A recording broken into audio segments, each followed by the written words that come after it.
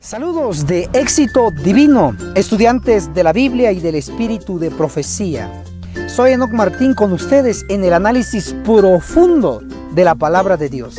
El título de nuestra lección es Pedro y la roca.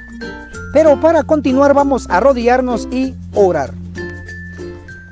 Padre viviente que está en los cielos, santificado sea su nombre. Pedimos su Santo Espíritu, que sea nuestro Maestro y nosotros, sus alumnos. Es nuestra petición en el nombre de Cristo Jesús. Amén. En nuestro análisis de la lección, veremos Mateo capítulo 16 y Mateo capítulo 17. Puntos relevantes. Empecemos con Mateo capítulo 16, verso 13. La primera parte. Cuando Jesús llegó a la región de Cesarea de Filipo, Cristo fue junto con sus discípulos a esta región, tierra de gentiles, con el objetivo de retraerse, de enseñar a los demás y enseñar especialmente a sus discípulos, porque la hora de su partida se acercaba. Mateo capítulo 16, verso 13, en la segunda parte, Cristo hace una pregunta. Preguntó a sus discípulos, ¿quién dicen los hombres que es el Hijo del Hombre? La respuesta a esta pregunta revelará el nivel de conocimiento que el pueblo tenía acerca de Cristo. Mateo capítulo 16, verso 14. Ellos respondieron, unos Juan el Bautista, otros Elías y otros Jeremías o alguno de los profetas. Cristo no pudo haber sido Juan el Bautista por varias razones. Mínimo el pueblo lo debería de haber sabido. Juan el Bautista había bautizado a Cristo. Además, si algunos creían que Cristo era Juan el Bautista resucitado, deberían de haber sabido que Cristo empezó a predicar antes de que Juan el Bautista fuera degollado.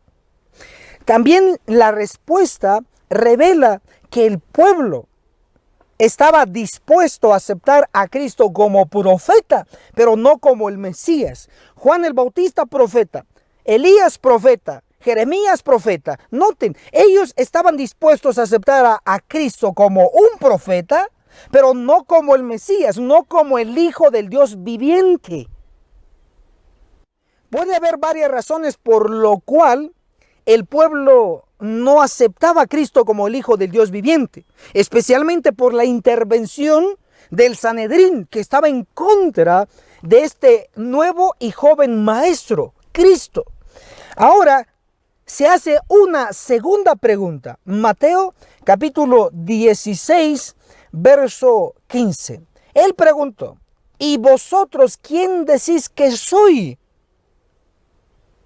Mateo capítulo 16, verso 16. Respondió Simón Pedro, tú eres el Cristo, el Hijo del Dios viviente. ¿Cuántos discípulos tenía Cristo inicialmente? 12. ¿Cuántos contestan de los 12? 1, Pedro. ¿Qué pasó con el resto? Dudaron. ¿Por qué dudaron? Porque habían sido influenciados por los máximos líderes de aquel tiempo, el Sanedrín. Habían sido influenciados por la multitud que dudaban acerca de si Cristo era el Hijo del Dios viviente o sencillamente un buen predicador. Ahora, sin embargo, ellos estaban sin excusa.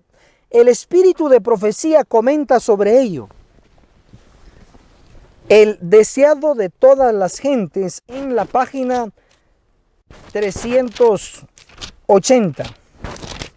Dice así: pero en ese día, antes que fuesen puestos frente a frente con la gran prueba de su fe, el Espíritu Santo descansó sobre ellos con poder.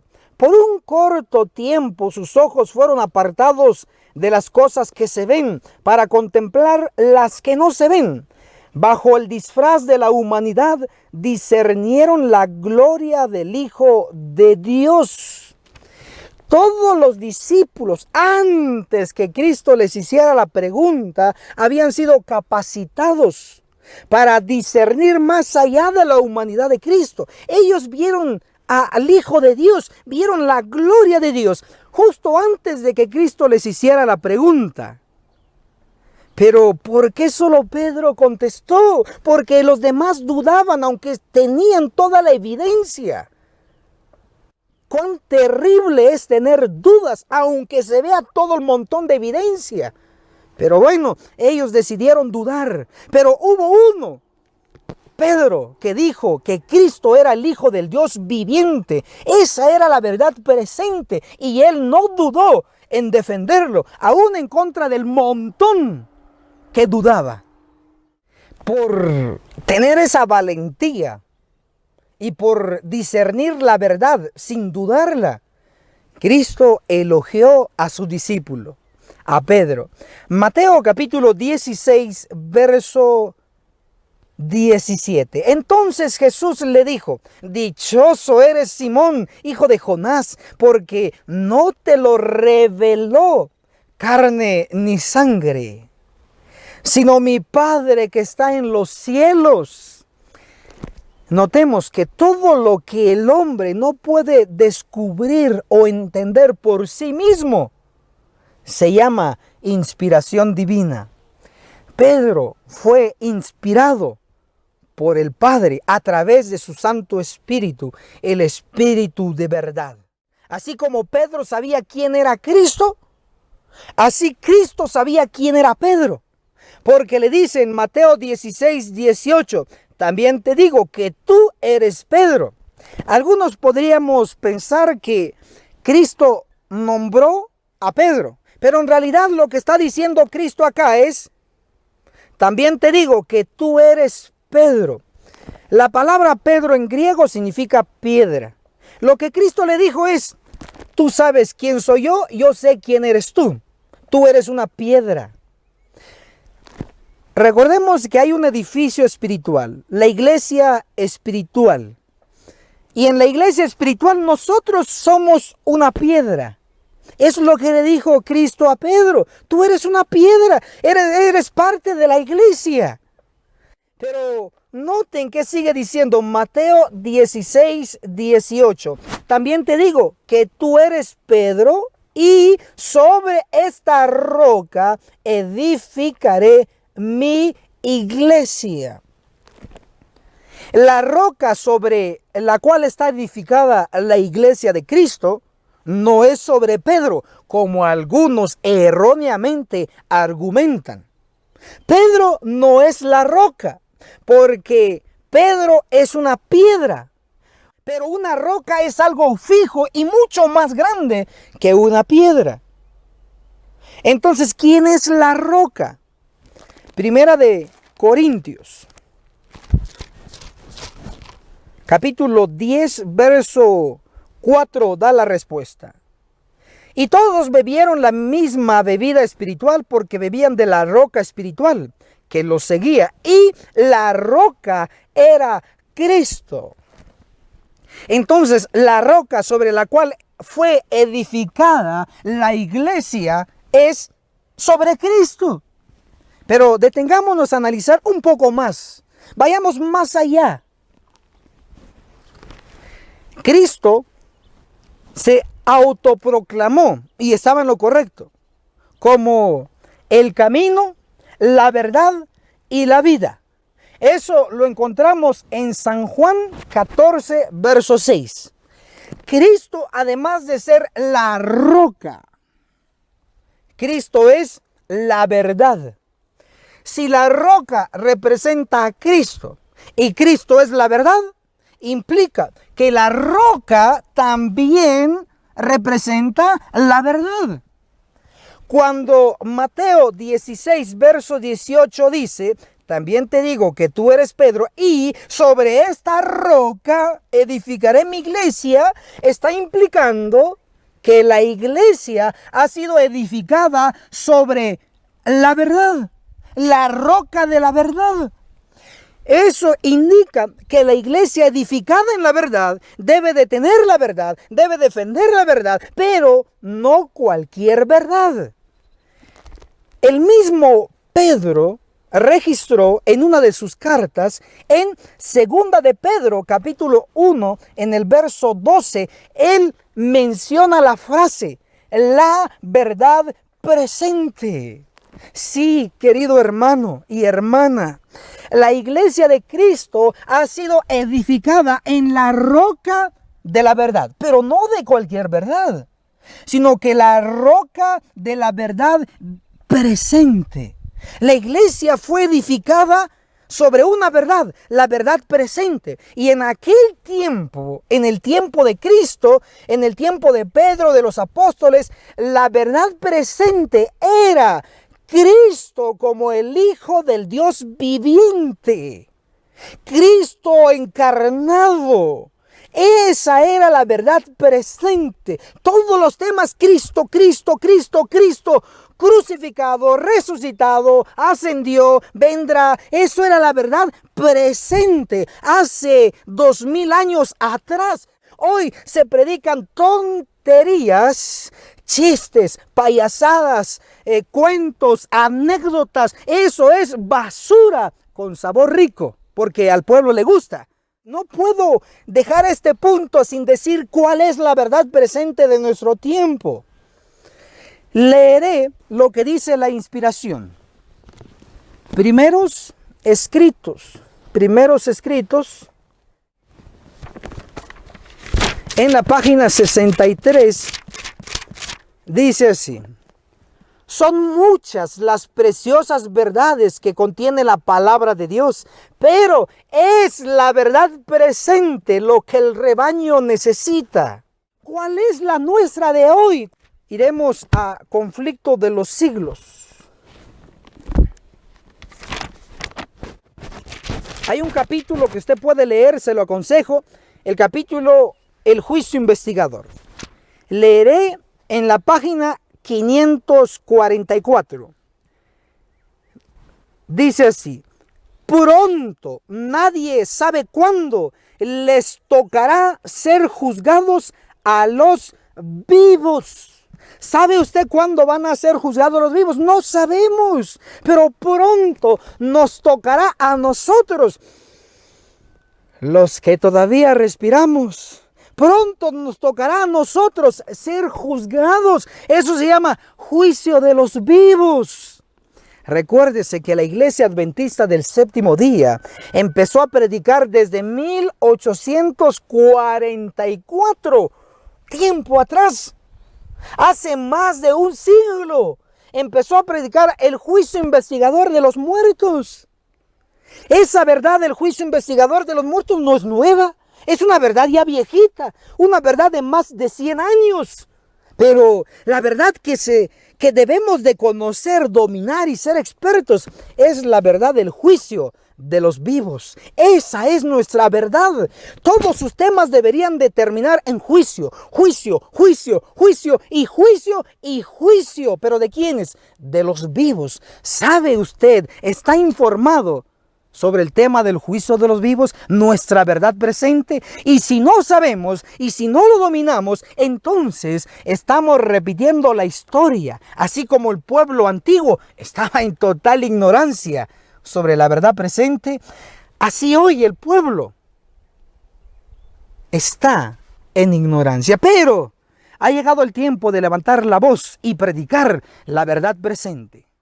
Mateo capítulo 16, verso 18, última parte, dice: y las puertas del infierno no prevalecerán contra ella. Las puertas del infierno.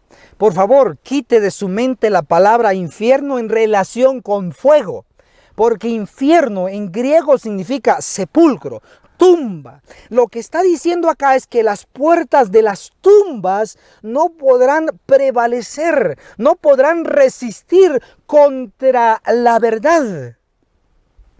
En todos los tiempos ha habido verdad presente. Y ha habido pueblo que lo ha aceptado y lo ha vivido, sin embargo ha muerto. Pero esos hijos de Dios descansando resucitarán porque guardaron la verdad presente de su tiempo. Es por ello que las puertas del sepulcro, del infierno, no van a poder resistir, se abrirán y los muertos en Cristo resucitarán. Lo que nos muestra es que la iglesia fundada en la verdad presente está formada por vivos y estará formada por resucitados que probaron la muerte, pero se levantarán de nuevo y seguirán formando parte de la iglesia. Ahora analizaremos un punto vital: las llaves. Mateo capítulo 16, verso 19. A ti te daré las llaves del reino de los cielos, y todo lo que ates en la tierra habrá sido atado en los cielos, y todo lo que desates en la tierra habrá sido desatado en los cielos. Entonces el que tiene las llaves tiene todo el poder, porque lo que decide acá se decide en los cielos. Pero ¿por qué a Pedro se le dio las llaves del reino de los cielos? Porque Pedro fue el único que dijo la respuesta correcta. Pedro fue el único que no dudó. Dijo: tú eres Cristo, el Hijo del Dios viviente. Y en esa frase estaba la verdad presente. Y a Pedro se le dio las llaves. ¿Por qué? Porque tenía la verdad presente. Ahora definamos lo que significa la frase: las llaves del reino de los cielos. Para ello iremos a la inspiración. El deseado de todas las gentes. En la página 382 dice: las llaves del reino de los cielos son las palabras de Cristo. Todas las palabras de la Santa Escritura son suyas y están incluidas en esa frase. Lo que está diciendo esta cita es que en la frase las llaves del reino de los cielos, en esa frase está incluida todas las palabras de la Santa Escritura. Y la Santa Escritura tiene poder. Al leer San Juan 17:17, tu palabra es verdad. Si las llaves representan todas las palabras de la Santa Escritura y las Santas Escrituras son verdad, entonces las llaves son la verdad. Es decir, todos aquellos que tengan la verdad, pero no cualquier verdad, sino la verdad presente, los que tengan la verdad presente son los que se les da las llaves, todo el poder. Pero Cristo le dio las llaves a Pedro. Si se las dio a Pedro, implica que antes de tenerla a Pedro, alguien más la tenía, en este caso Cristo. Pero Cristo, ¿de quién las tomó? Cuando leemos la inspiración en El conflicto de los siglos, en la página 667, nos revela algo impresionante. Dice: diferentes períodos de la historia de la iglesia fueron señalados por el desarrollo de alguna verdad especial adaptada a las necesidades del pueblo de Dios en aquel tiempo. Está diciendo, en los diferentes períodos de la historia de la iglesia hubo una verdad especial adaptada a cada tiempo. Cuando hablamos de historia, hablamos del pasado. La iglesia en el pasado ha tenido verdades especiales. Si en cada tiempo han tenido verdades especiales, los que han defendido, los que han enseñado esas verdades especiales en sus diferentes tiempos, son los que han tenido las llaves. Las llaves del reino de los cielos. Son los que han tenido el poder. Todo el poder. Pongamos algunos ejemplos. Noé tuvo la verdad presente, sí. ¿Qué ¿Qué predicaba él en su tiempo? Viene el diluvio. Eso era verdad presente. Él tuvo las llaves. Él dijo, va a llover, va a venir un diluvio. Y vino y fue destrucción para los impíos, pero salvación para los que aceptaron la verdad presente. Entonces Noé tenía las llaves. Luego podemos saltar y poder llegar al tiempo de Moisés. Moisés también tuvo las llaves, porque él tuvo la verdad presente. A él se le reveló la verdad del sistema ceremonial de sacrificios del santuario terrenal. Posteriormente, Moisés heredó las llaves a los judíos. El Sanedrín, los máximos líderes religiosos, tuvieron las llaves. Sin embargo, al rechazar la verdad, el mensaje de Juan el Bautista, ellos perdieron las llaves y Cristo les quitó las llaves y se los dio a Pedro y a los defensores de la verdad presente de su tiempo. Sigamos la secuencia. Pedro tuvo las llaves junto con los defensores de la verdad presente en su tiempo. Posteriormente, la iglesia primitiva heredó las llaves. Pero esa iglesia primitiva apostólica fue la que se convirtió en la iglesia católica. La iglesia católica tuvo las llaves del reino de los cielos. Sin embargo, cuando vino el mensajero más destacado entre los reformadores, Martín Lutero, e intentó reformar a la iglesia, y la iglesia católica rechazó la verdad que Martín Lutero resaltaba, la iglesia católica perdió las llaves del reino de los cielos y la obtuvo Martín Lutero. Y así consecutivamente los movimientos que vinieron heredaron las llaves hasta el tiempo de Guillermo Miller. Guillermo Miller, al predicar la verdad presente de su tiempo, los 2300 días de Daniel 8:14, él tuvo las llaves.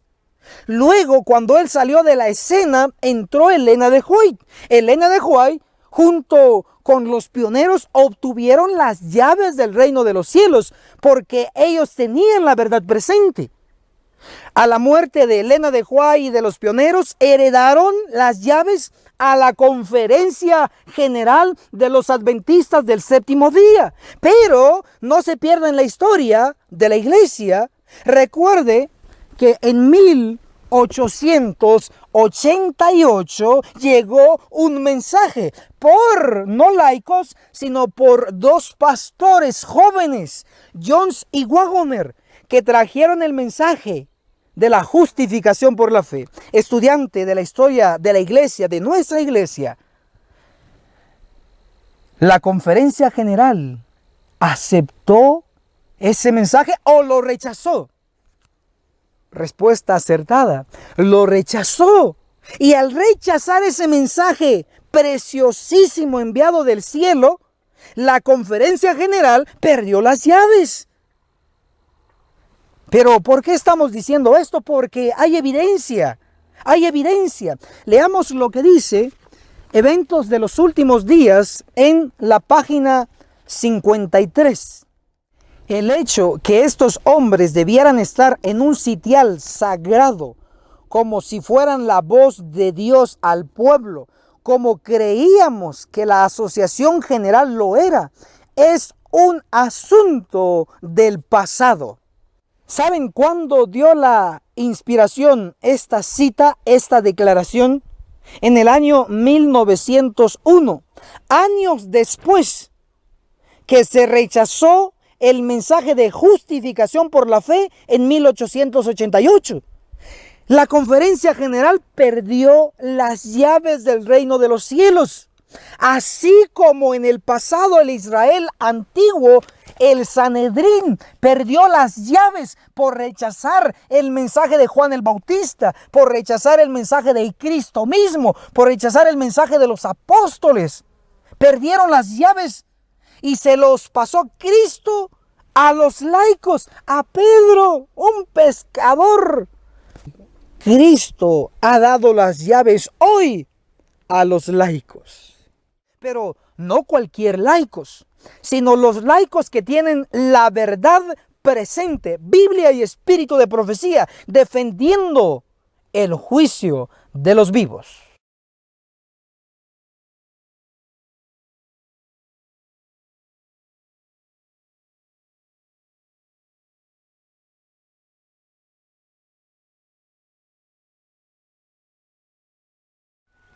Analicemos el punto titulado Inspiración satánica. Mateo 16, verso 22. Y Pedro lo llevó aparte y empezó a reprenderlo. Y le dijo: Señor, lejos de ti, de ningún modo te suceda eso. Pedro reprendiendo a Cristo, tremendo. Mateo 16, verso 23. Pero Jesús volviéndose dijo a Pedro: Quítate delante de mí, Satanás.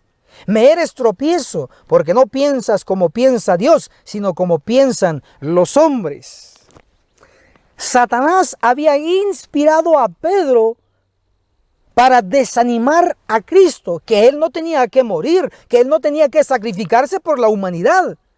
Así como Cristo elogió a Pedro cuando el Padre Celestial lo inspiró, también Cristo tuvo que reprender severamente a su discípulo errado.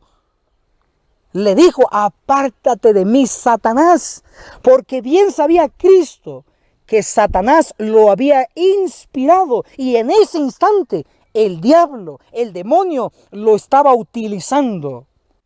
En consecuencia de la reprensión a Pedro, surgieron las palabras registradas en Mateo capítulo 16, verso 24 y 25. Entonces Jesús dijo a sus discípulos: si alguno quiere venir en pos de mí, niéguese a sí mismo, tome su cruz y sígame. Pedro en realidad no estaba protegiendo a su maestro de la muerte. En realidad se estaba protegiendo a sí mismo. Porque si le iba mal a su maestro, le iba a ir mal a él. Algunos queremos predicar la verdad presente sin tomar nuestra cruz, sin hacer ningún sacrificio, sin pagar el precio. Mateo 16, verso 25. Porque el que quiere salvar su vida, en otras palabras, el que la quiere proteger, la perderá. Y el que la pierda, es decir, el que se arriesgue su vida por causa de mí, la hallará. Dios quiere en estas verdades defensores valientes y no cobardes. Analicemos el punto, el reino de Dios en miniatura. Mateo capítulo 16, verso 28. Os aseguro que algunos de los que están aquí no gustarán la muerte hasta que hayan visto al Hijo del Hombre venir en su reino. Mateo capítulo 17, verso 1. 6 días después, Jesús tomó a Pedro, a Santiago y a Juan su hermano y los llevó aparte a un monte alto. Verso 2. Allá se transfiguró ante ellos, su rostro resplandeció como el sol y su vestido se volvió blanco como la luz. Verso 3. Y de pronto aparecieron Moisés y Elías que conversaban con él. Pedro y otros 2 discípulos estaban con Cristo en el monte de la transfiguración y ahí aparecieron Moisés y Elías. Recuérdense que Moisés probó la muerte. Por lo tanto, Moisés representa a aquellos que probarán la muerte pero resucitarán. También recordemos que Elías no probó la muerte y fue trasladado al cielo. Elías representa a aquellos que serán trasladados al cielo sin probar la muerte. Profetas y Reyes en la página 170 dice: en esos seres glorificados, los discípulos vieron en miniatura una representación del reino de los redimidos. Leamos Mateo capítulo 17, verso 5. Esto sigue relatando lo de la transfiguración. Mientras él aún hablaba, una nube luminosa los cubrió, y una voz de la nube dijo: este es mi Hijo amado, en quien me complazco, escuchadlo a él. Pedro y otros 2 discípulos fueron testigos de estas palabras. Pero nos centramos en Pedro. Pedro fue testigo, escuchó que el Padre reconocía a Cristo como su Hijo. Ahora analicemos el punto del impuesto del templo.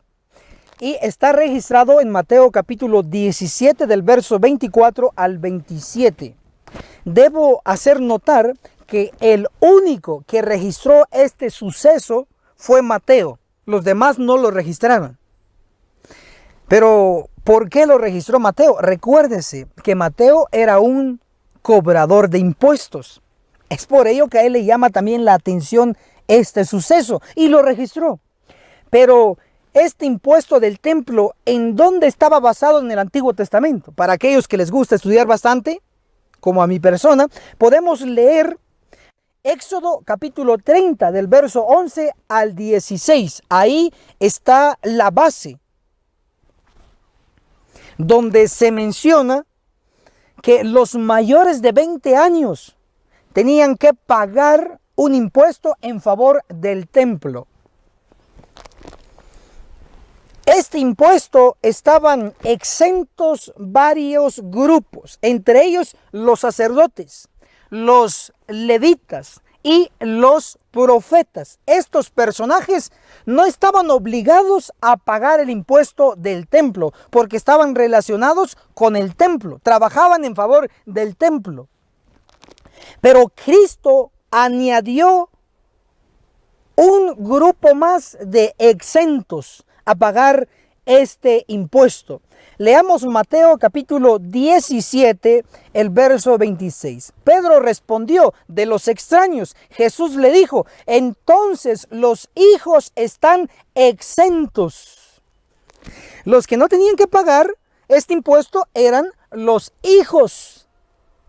En el caso de los monarcas de la tierra, los monarcas piden impuestos al pueblo para que sostengan al rey y a su familia. Es por ello que los hijos están exentos. En este caso, Cristo era y es el Hijo del Dios viviente, el Hijo del dueño del templo. Los opositores de la verdad sabían que Cristo era un maestro. Sabían que Cristo era un profeta y los profetas estaban exentos de pagar este impuesto. Por ejemplo, Mateo capítulo 21, verso 11 dice: y la gente respondía: este es el profeta Jesús de Nazaret de Galilea. O sea, era conocido que Cristo era un profeta. Por lo tanto, Cristo no tenía que pagar ese impuesto. Pero los cobradores vinieron a cobrarle a Cristo a través de Pedro. Mateo capítulo 17, verso 24 dice: cuando llegaron a Capernaum, vinieron a Pedro los que cobraban las 2 dracmas y le preguntaron: ¿paga vuestro maestro las 2 dracmas? Las 2 dracmas, en algunas versiones dice didracmas, que son 2 dracmas. Y las dracmas eran monedas griegas, que luego tenían que ser cambiadas por la moneda del templo, que se llamaba el siclo del templo. Pedro contesta, Mateo capítulo 17, verso 25. Él dijo: sí. Aceptó lo que implícitamente querían decir los opositores de la verdad. Pedro aceptó que Cristo no era maestro. Pedro aceptó que Cristo no era profeta. Pedro, sobre todo, aceptó que Cristo no era el Hijo del Dios viviente, el dueño del templo. Inconscientemente Pedro lo aceptó. Y ese fue su error. Sin embargo, Cristo sabiamente actuó. Mateo capítulo 17, verso 27. Sin embargo, para no ofenderlos, ve al mar y echa el anzuelo. El primer pez que salga, tómalo, y al abrir su boca hallarás una moneda. Tómala y dáselo por mí y por ti. Algunas versiones traducen que la moneda era un estatero, y un estatero era una moneda griega de plata grande, que equivalía a 4 dracmas. Lo suficiente para pagar el impuesto de Cristo, 2 dracmas, y el impuesto de Pedro, 2 dracmas. Debo decir que un dracma valía lo mismo que un denario. Es decir, 4 dracmas era igual a 4 denarios. Y un denario era la paga del trabajo de todo un día. Es decir, para obtener las 4 dracmas se tenía que trabajar 4 días. Pero Cristo no tenía ni un centavo para pagar el impuesto. Y eso lo dice el libro inspirado a fin de conocerle en la página 49. Sin embargo, Cristo realizó un milagro para hacer ese pago. Envió a Pedro a buscar un pez. Y el pez pues tenía la moneda para pagar el impuesto.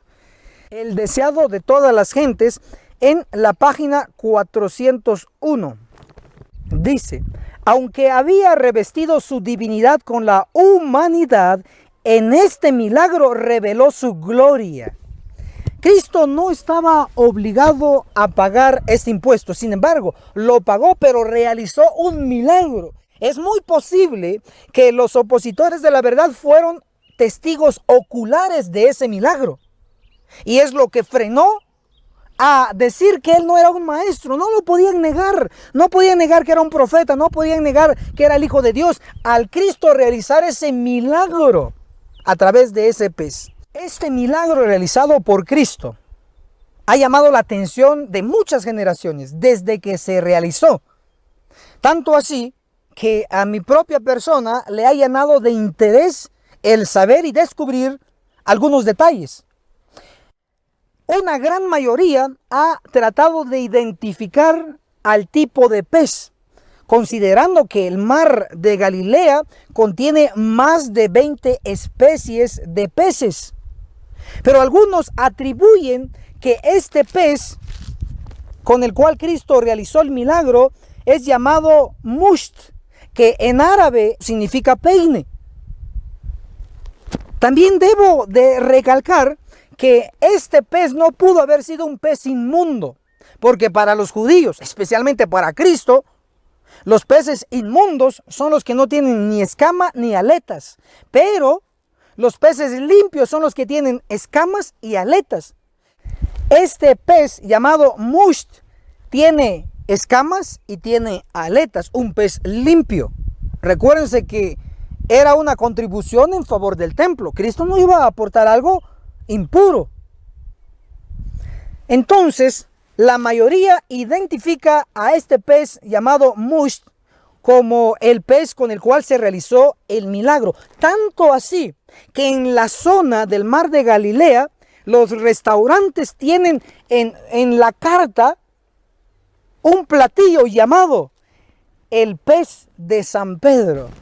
Pero nosotros no podemos probar el pez denominado el pez de San Pedro, porque ha llegado la Reforma Pro Salud. Y esto fue nuestra escuela sabática profundizada. Recuerde que puede localizarnos en la red social de Facebook bajo el nombre de Enoch Marshalls. También puede suscribirse en nuestro canal en YouTube bajo el nombre de Enoch Martín y recibirá un video nuevo cada semana. Hasta la próxima.